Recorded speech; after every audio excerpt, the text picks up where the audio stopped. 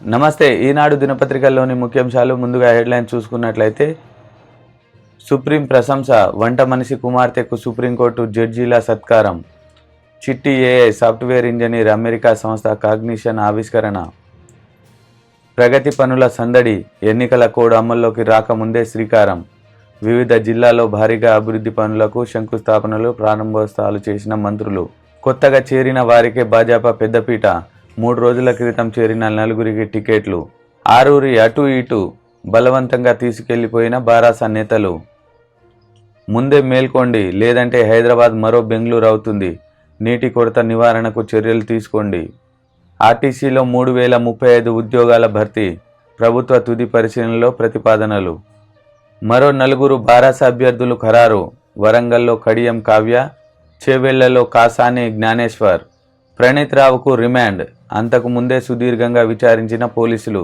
5 హామీలతో కాంగ్రెస్ నారీ న్యాయ్, పేద మహిళలకు ఏటా 1,00,000 ఉద్యోగ నియామకాల్లో 50% కోటా, గత 5 ఏళ్లలో 22,217 బాండ్లు జారీ, సుప్రీంకోర్టుకు సమర్పించిన అఫిడవిట్లో ఎస్బీఐ, చిప్ రంగంలో అంతర్జాతీయ శక్తిగా భారత్, మోడీ 3 ప్లాంట్లకు శంకుస్థాపన, అన్నారంలో తీవ్రంగా ఇసుక సమస్య, రాఫ్ట్పై 3 మీటర్ల వరకు మెట్ట. సుప్రీం ప్రశంస, వంట మనిషి కుమార్తెకు సుప్రీంకోర్టు జడ్జీల సత్కారం. హృదయాలను కదిలించే అరుదైన ఘట్టం సుప్రీంకోర్టులో చోటు చేసుకుంది. కోర్టులో వంట మనిషిగా పనిచేస్తున్న అజయ్ కుమార్ సమాల్ అనే వ్యక్తి కుమార్తె యువ న్యాయవాది ప్రజ్ఞకు అమెరికాలోని కాలిఫోర్నియా మిషిగన్ యూనివర్సిటీలో ఉపకార వేతనంతో న్యాయశాస్త్రంలో మాస్టర్స్ చేసే అవకాశం వచ్చింది. దీంతో బుధవారం ఉదయం కోర్టు ప్రారంభమయ్యే ముందు జడ్జీల లాంజ్ లో సిజేఐ జస్టిస్ డివై చంద్రచూడ్ సహా సుప్రీంకోర్టు న్యాయమూర్తులు అందరూ సమావేశమై కరతాళ ధ్వనులతో ప్రజ్ఞను అభినందించారు. ఆమె తల్లిదండ్రులను సన్మానించారు. ఈ సందర్భంగా జస్టిస్ డివై చంద్రచూడ్ మాట్లాడుతూ, దేశానికి సేవలు అందించేందుకు ప్రజ్ఞ మళ్లీ భారత్ కు తిరిగి వస్తుందని విశ్వసిస్తున్నామన్నారు. రాజ్యాంగంపై రాసిన 3 పుస్తకాలపైన సుప్రీంకోర్టు న్యాయమూర్తులందరూ సంతకాలు చేసి ఆమెకు బహుకరించారు. సిజేఐ జస్టిస్ డివై చంద్రచూడ్ ఆశీస్సులు తీసుకుంటున్న ప్రజ్ఞ చిత్రంలో న్యాయమూర్తులు justice Aniruddha Bose, justice BR Gavai తదితరులు. చిట్టి ఏఐ సాఫ్ట్వేర్ ఇంజనీర్, అమెరికా సంస్థ కాగ్నిషన్ ఆవిష్కరణ. కృత్రిమ మేధ ప్రతి రంగంలోనూ అద్భుతాలు సృష్టిస్తోంది. ఈ సాంకేతికతతో సృష్టించిన మాయా మనుషులు టీవీ న్యూస్ రీడర్ గా వార్తలు చదవడం దగ్గర నుంచి టీచర్ గా విద్యార్థులకు చక్కగా పాఠాలు బోధించడం వరకు ఎన్నో పనులు చేసేస్తున్నారు. తాజాగా కృత్రిమ మేధతో రూపొందించిన సాఫ్ట్వేర్ ఇంజనీర్ కూడా వచ్చేసింది. అమెరికాకు చెందిన టెక్ కంపెనీ కాగ్నిషన్ కృత్రిమ మేధ ఆధారిత సాఫ్ట్వేర్ ఇంజనీర్ డెవిన్ ను రూపొందించింది. ఇది ప్రపంచంలోనే మొట్టమొదటి ఏఐ సాఫ్ట్వేర్ ఇంజనీర్.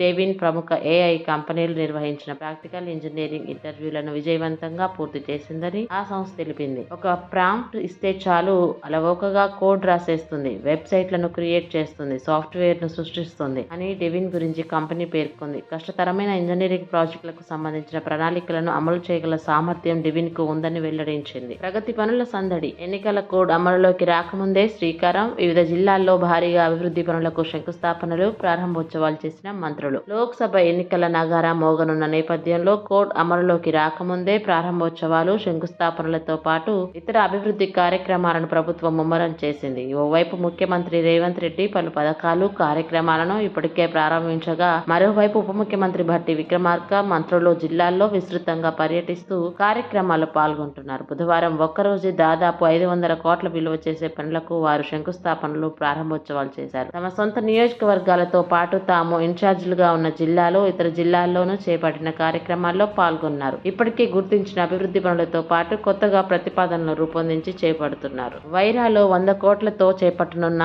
ఎన్ఎస్పి అనుసంధాన కాల్వ పనులకు శంకుస్థాపన చేస్తున్న ఉప ముఖ్యమంత్రి భట్టి విక్రమార్క, చిత్రంలో తుమ్మల నాగేశ్వరరావు, రాందాస్ నాయక్, ఉత్తమ కుమార్ రెడ్డి, మట్టా రాగమయ్యి, పొంగులెట్టి శ్రీనివాస్ రెడ్డి తదితరులు. కొత్తగా చేరిన వారికే భాజపా పెద్దపీట.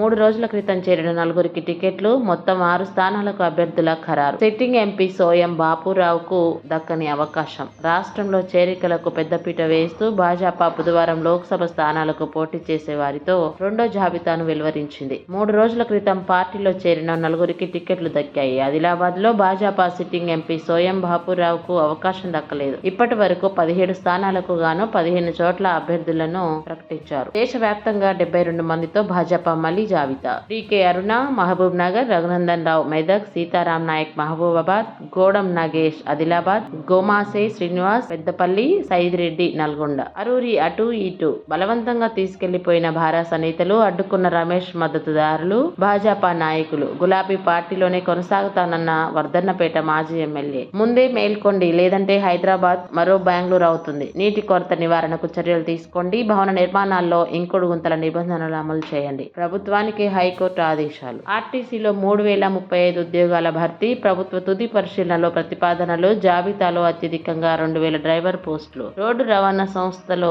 3000 పైచిలుకు పోస్టులను భర్తీ చేసే అవకాశాలున్నాయి. ఈ మేరకు ఆర్టీసీ పంపిన ప్రతిపాదనలను ప్రభుత్వం పరిశీలిస్తోంది. సంస్థలో కారుణ్య నియామకాలు మినహా గత 10 ఏళ్లుగా పోస్టుల భర్తీ లేకపోవడం, ఏటా పదవీ విరమణలతో ఖాళీలు పెరుగుతుండటంతో ఉన్న సిబ్బందిపై పనిభారం పెరుగుతోంది. మరోవైపు మహాలక్ష్మి పథకంతో ఆర్టీసీలో ప్రయాణికుల సంఖ్య 15 లక్షల మంది పెరిగారు. ఆక్యుపెన్సీ రేషియో 65% నుంచి 100%కి చేరింది. దీంతో సిబ్బంది అదనంగా మరికొన్ని గంటలు పనిచేయాల్సి వస్తుంది. ఈ క్రమంలో 3000 పోస్టుల భర్తీ దస్త్రాన్ని పరిశీలిస్తున్నామని, ఉద్యోగులపై పనిభారాన్ని తగ్గిస్తామని మంత్రి పొన్నం ప్రభాకర్ తెలిపారు. మరో 4 భరాస అభ్యర్థుల ఖరారు. వరంగల్లో కడియం కావ్య, చెవెళ్లలో కాసాని జ్ఞానేశ్వర్, జహీరాబాద్ లో గాలి అనిల్ కుమార్, నిజామాబాద్ లో బాజిరెడ్డి గోవర్ధన్. ఎంపీ అభ్యర్థులను ప్రకటించిన కేసీఆర్. వరంగల్ ముఖ్య నేతలతో సమీక్ష. పార్లమెంట్ ఎన్నికల్లో పోటీ చేయనున్న మరో 4 భారాస అభ్యర్థులను అధినేత కేసీఆర్ ప్రకటించారు. వరంగల్ లోక్సభ స్థానానికి మాజీ మంత్రి, ప్రస్తుత స్టేషన్ ఘన్పూర్ ఎమ్మెల్యే కడియం శ్రీహరి కుమార్తె డాక్టర్ కడియం కావ్యను, చెవెళ్ల స్థానానికి కాసాని జ్ఞానేశ్వర్ ముదిరాజ్ ను, జహీరాబాద్ కు గాలి అనిల్ కుమార్ ను, నిజామాబాద్ లోక్సభ స్థానానికి బాజిరెడ్డి గోవర్ధన్ ను భారాస ఎంపీ అభ్యర్థులుగా ఎంపిక చేశారు. ప్రణీత్ రావుకు రిమాండ్. అంతకుముందు సుదీర్ఘంగా విచారించిన పోలీసులు ఆధారాల ధ్వంసం సొంత నిర్ణయమా, ఎవరైనా ఆదేశించారా అని ఆరా. తెలంగాణ నిఘా విభాగంలోని స్పెషల్ ఇంటెలిజెన్స్ బ్రాంచ్ లో ఆధారాల ధ్వంసం కేసులో ప్రధాన నిందితుడు సస్పెండ్ అయిన డీఎస్పీ ప్రణీత్ రావుకు న్యాయమూర్తి 14 రోజుల రిమాండ్ విధించారు. బుధవారం రాత్రి కోంపల్లిలోని నాంపల్లి కోర్టు న్యాయమూర్తి ఇంట్లో అతడిని హాజరుపరిచారు. న్యాయమూర్తి 14 రోజుల రిమాండ్ విధించడంతో ప్రణీత్ రావును చెంచల్గూడ జైలుకు తరలించారు. అంతకుముందు మంగళవారం రాత్రి సిరిసిల్లలోని ఇంటి నుంచి ప్రణీత్ రావును అదుపులోకి తీసుకున్న పోలీసులు రాత్రి సమయంలో హైదరాబాద్ కు తరలించారు. బుధవారం సాయంత్రం వరకు సుదీర్ఘంగా విచారించారు. కేసు నమోదు చేసింది పంజాగుట్ట పోలీసులే అయినా సున్నితమైన అంశం కావడంతో విచారణకు ప్రత్యేక బృందాన్ని ఏర్పాటు చేశారు. ఈ బృందం పంజాగుట్ట ఠాణాలోనే ప్రణీత్ రావును పలు ప్రశ్నలు అడిగి వివరాలు రాబట్టింది. ముఖ్యంగా ఆధారాల ధ్వంసానికి గల కారణాల గురించి ఆరా తీసింది. ఆధారాలను ఎందుకు ధ్వంసం చేయాల్సి వచ్చింది, అందుకు ఎవరైనా ఆదేశించారా, సొంత నిర్ణయం మేరకే అలా చేశారా, ఎన్నికల ఫలితాలు వెలువడిన మరుసటి రోజే ఎందుకు ఆ పని చేయాల్సి వచ్చింది అంటూ పలు ప్రశ్నలు అడిగినట్లు తెలిసింది. 5 హామీలతో కాంగ్రెస్ నారీ న్యాయ్. పేద మహిళలకు ఏటా ₹1,00,000. ఉద్యోగ నియామకాల్లో 50% కోట. గత 5 ఏళ్లలో 22,217 బాండ్లు జారీ. సుప్రీంకోర్టుకు సమర్పించిన అఫిడవిట్ లో ఎస్బీఐ చిప్ రంగంలో అంతర్జాతీయ శక్తిగా భారత్. మోదీ 3 ప్లాంట్లకు శంకుస్థాపన. అన్నారంలో తీవ్రంగా ఇసుక సమస్య. రాఫ్ట్ పై 3 మీటర్ల వరకు మేట. తగ్గిన నీటి నిల్వ సామర్థ్యం. మేడిగడ్డలో ఇంకా పెద్ద ఎత్తున ఇసుక మేటలు. అన్నారం బ్యారేజీకి ఇసుక మేట వేయడం ప్రధాన సమస్యగా మారిందా?